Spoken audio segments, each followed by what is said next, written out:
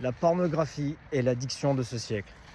On a réussi à nous faire croire que s'astiquer le manche dans le noir devant du contenu X, c'était bien, c'était normal, que ça fait partie des mœurs, et c'est même promu par certains médias.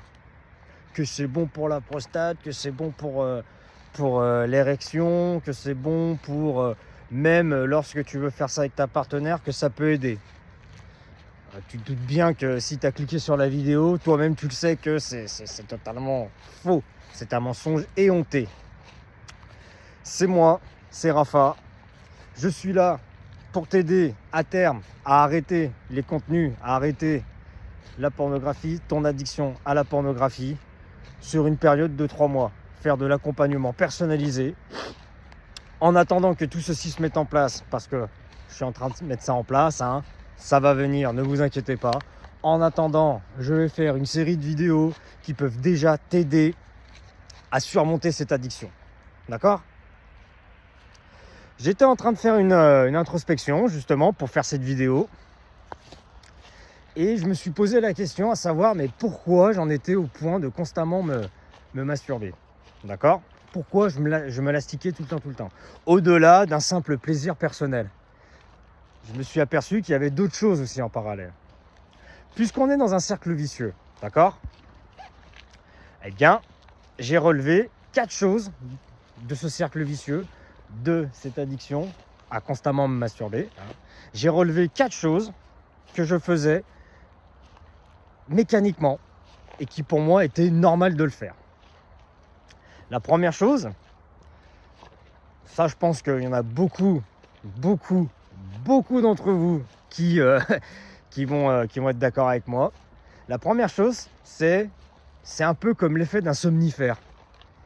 Tu arrives, tu vas te coucher tôt, tu te dis tiens, je vais essayer de me lever pour le lendemain matin, mais j'ai du mal à dormir.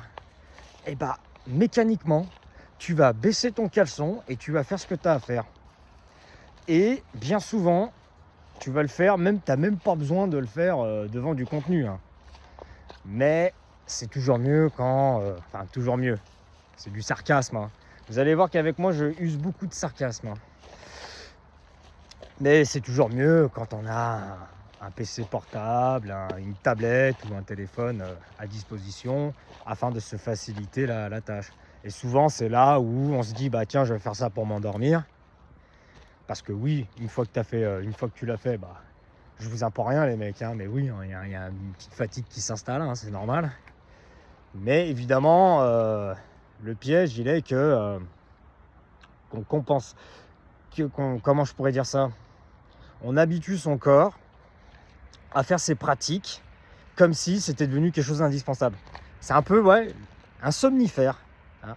Et quand tu t'aperçois que, quand tu surmontes cette addiction-là, et qu'après tu compenses par d'autres choses, par exemple la pratique régulière d'un sport, là, tu vas t'apercevoir que déjà ton sommeil il sera vachement plus sain, tu auras un sommeil beaucoup plus réparateur, et qu'en réalité, tu penses faire ça pour t'aider à t'endormir, mais au final, t'es fatigué, certes, mais c'est pas pour autant que tu vas trouver le sommeil immédiatement. Hein.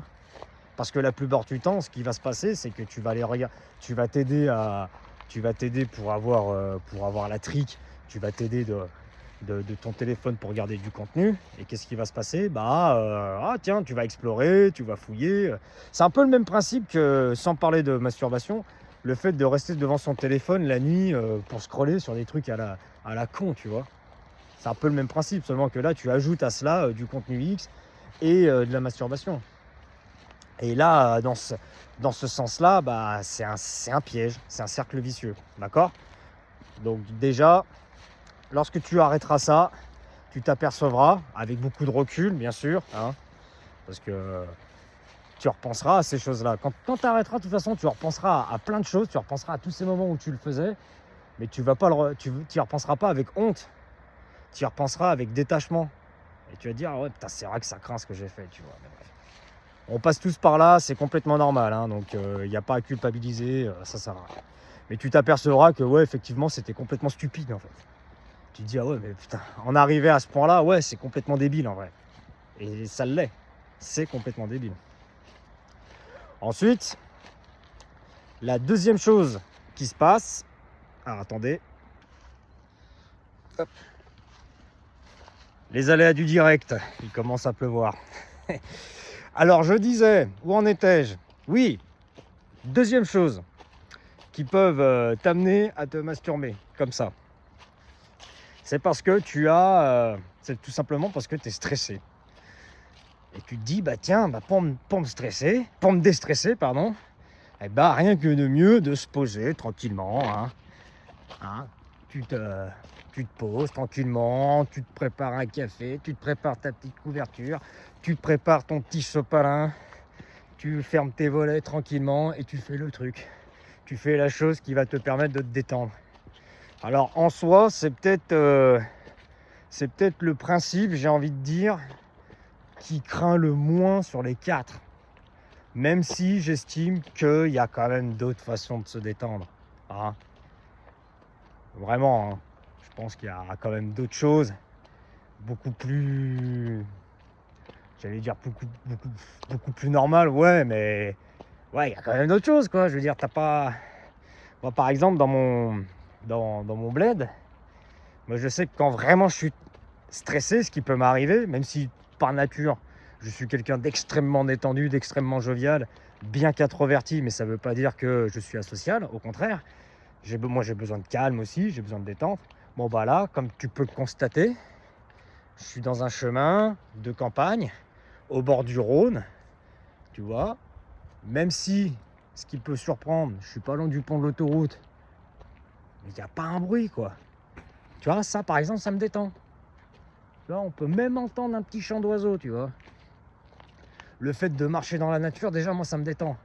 Alors effectivement, si tu es citadin, c'est un peu plus compliqué. Mais moi, par exemple, je suis d'origine lyonnaise. Bon, bah, il y a des multitudes de parcs, ou alors tu t'éloignes un petit peu et tu essaies d'aller un peu dans des lieux boisés. Tu vois, franchement, ça fait vraiment du bien. Tu peux, moi, par exemple aussi, toujours dans mon village, j'ai un centre nautique où j'ai la chance d'avoir des lieux de détente, comme des saunas, des hammams. Je peux prendre des jacuzzis.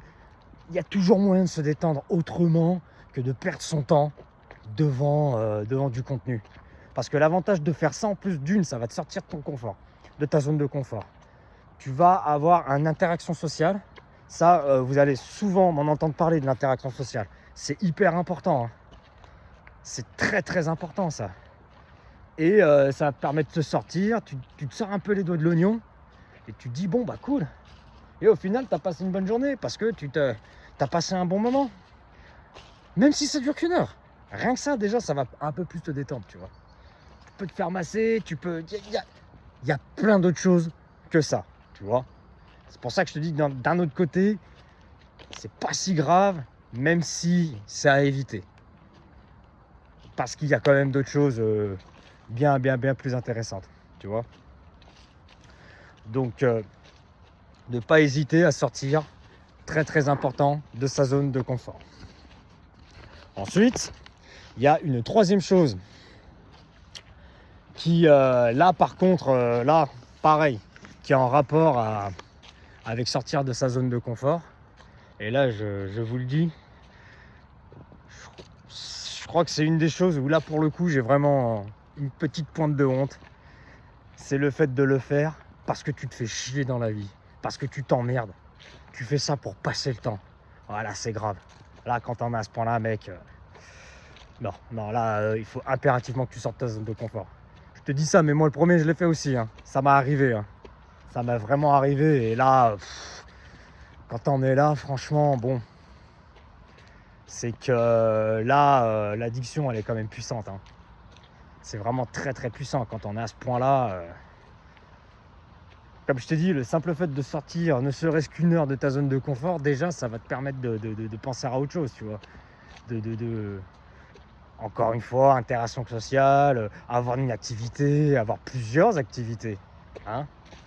Par exemple, si tu passes ton temps à regarder des séries sur Netflix ou des films sur ces genres de plateformes-là, bah sors un peu de ta zone de confort, va au cinoche. C'est bien le cinéma. Alors après, si tu n'aimes pas les films, ça peut être n'importe quoi.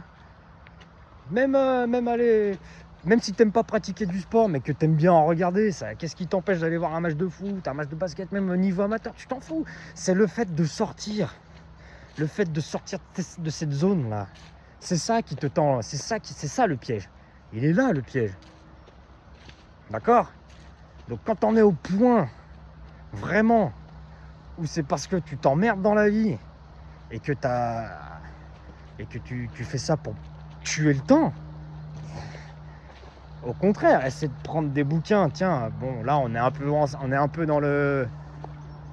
en lien avec le développement personnel, mais force-toi à lire des livres, force-toi ou alors à écouter des podcasts, des choses comme ça, des choses qui t'apprennent des choses, qui t'apprennent des choses de la vie. Il y a d'autres choses que ça, tu comprends? Tu peux pas te dire, non, attends, je fais ça pour passer le temps. Non, là, ça va pas, ça. Ça, vraiment, faut pas. Donc ça, vraiment, quand tu arrêteras et que tu repenseras à ça, tu fais, ouais, non, là, par contre, ça... Enfin, personnellement, moi, je trouve que ça... Quand j'y repense, je me dis, ouais, non, là franchement, Rafa, là, t'as mis la barre haute. Hein. Être à ce point-là, non, c'est trop. Ensuite, il y a une dernière chose, si je dis pas de bêtises, ouais, 4. On est à la 4e, là. Et là, ça concerne les hommes qui sont avec des filles, qui sont mariées, qui sont accompagnées, ou parce que tu as rencontré quelqu'un qui t'a voulu faire des galipettes. Tu peux le faire. Et ça aussi, ça m'est arrivé. Mais tu peux le faire par pure frustration sexuelle. C'est-à-dire que puisque tu as un regard totalement biaisé et que tu as ingéré du contenu constamment en pensant que c'est ça la vie, alors que ça ne l'est pas du tout, ce n'est pas la réalité, ce n'est pas comme ça que ça fonctionne. Tu t'attends à ce que ce soit comme ça avec ta partenaire. Or, alors peut-être au début à la limite, au début tu as fait la rencontre, super, vous vous éclatez, vous vous amusez, allez, tu fais ça quelques temps. Mais si maintenant c'est ta compagne, à un moment donné, tu sais que il y aura quand même une certaine monotonerie dans la vie, ce qui peut être normal, même s'il faut quand même sortir de ta zone de confort, encore une fois je le dis. Mais quand on est au point où c'est parce que tu es frustré sexuellement, c'est que là ton esprit il est totalement déréglé et qu'il va falloir impérativement que tu arrêtes ça. Parce que ton regard, comme je le dis, souvent biaisé, il est t'es hors de la réalité. Et d'ailleurs quand tu à force de regarder des contenus comme ça, lorsque tu es en acte avec la fille, tu vas avoir de vieux réflexes que tu as vus. Mais je ferai plutôt une vidéo là-dessus, où je préciserai. J'irai un peu plus loin dans le domaine. Mais voilà, tu vas être amené à faire des choses, à voir des choses qui sont hors de... qui sont, ouais, j'ai envie de dire, ouais, un peu hors de propos, quoi. Parce que ça correspond pas à la réalité. Donc tu vas te frustrer parce que tu vas peut-être pas avoir l'érection que tu souhaiterais avoir. Tu attendras peut-être de ta partenaire à ce qu'elle te fasse des trucs de fou, alors qu'elle, peut-être qu'elle veut juste un petit truc sympa aussi, tu vois. Alors je dis pas qu'il faut pas tamponner quand il le faut, hein.